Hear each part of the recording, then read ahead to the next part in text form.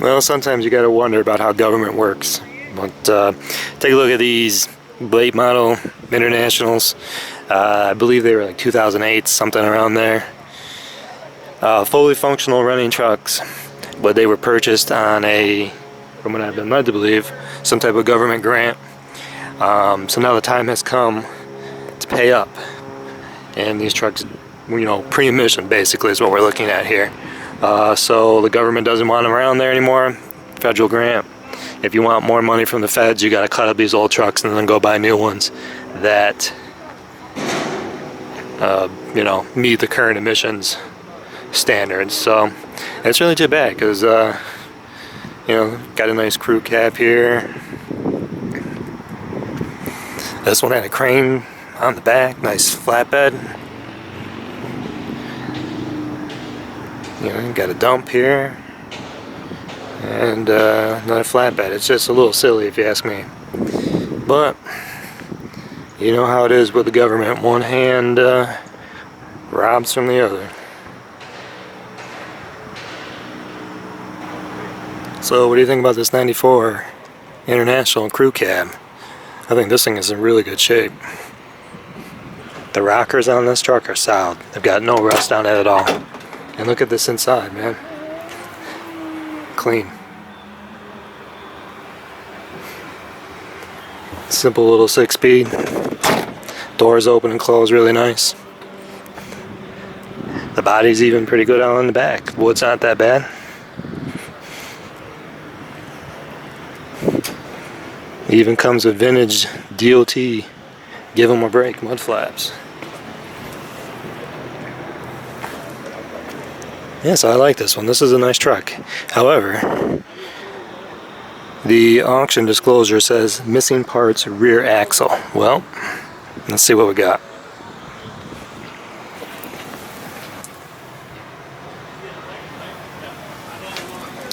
Well, rear axle's still there, so there is some type of debate going on today whether or not this truck really is in the missing parts mode that we are led to believe. Possibly, according to some here, they don't want it anymore and they gotta have a reason to get rid of it.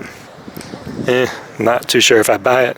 The state doesn't need a reason for anything it does, but this is one of those auction gambles. You pick this up for under $1,000 or something, you're good to go. You're at a New York State Department of Transportation auction today and looking at some stuff. And this 07 Granite is up for auction today. It's got over 200,000 miles on it. Bad clutch, bad hydraulics. But this is a good representation of the double wing trucks that state has run for quite a long time now. The Max came with Henderson gear all around. This one's got a reversible plow up front. Like I said, double wings.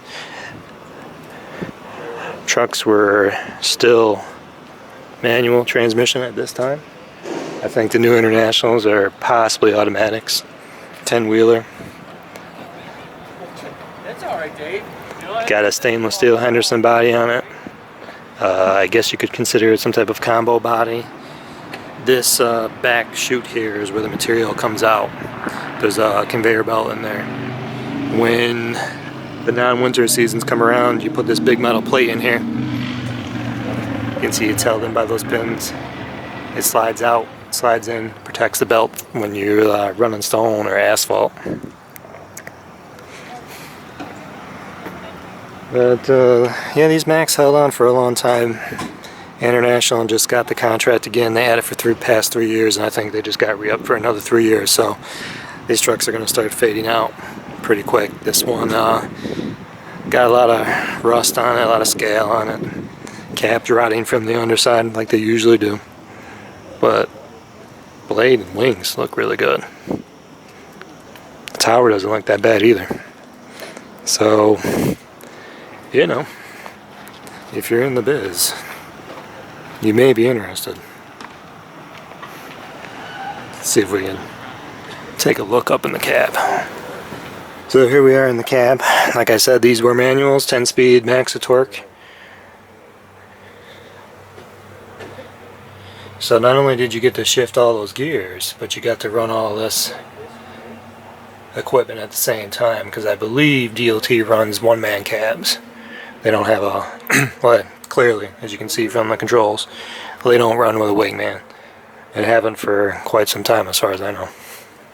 Unless you're in like super busy areas, and maybe not even that. But these trucks had heated windshields, as you can see by the little lines running on the outside.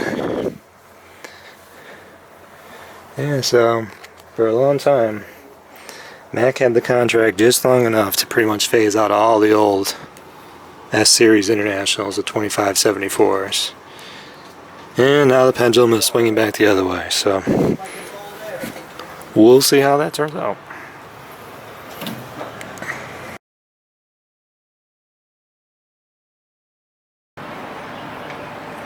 Here today at another New York State DOT auction. Get a lot of trucks here from the Thruway and the DOT and a bunch of other government agencies. One of the ones I wanted to take a look at was this 98 S2574. It's pretty well gone. It was at the DOT originally, and then it spent some time at the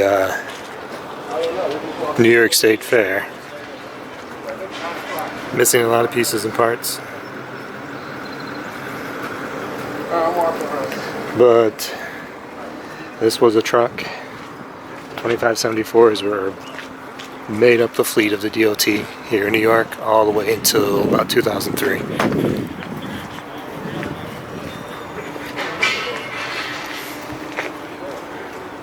there are not many left in active service, if any at all.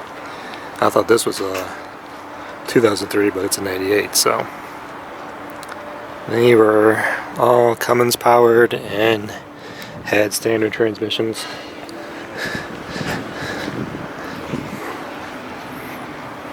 Single axles, tandems weren't really a thing back in the time of these trucks.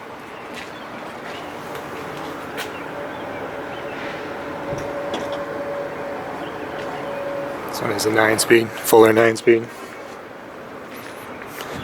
After the S-Series 2574s, New York went to the 7600 series trucks for a while by International, because right around 2003 is when the S-Series or the 2574s stopped production.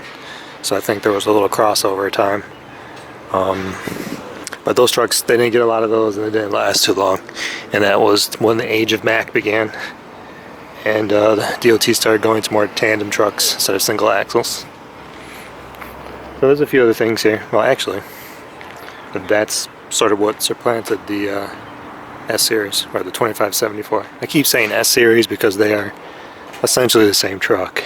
They're the final evolution of the S-Series. The 2574, 2674s, those are the last ones.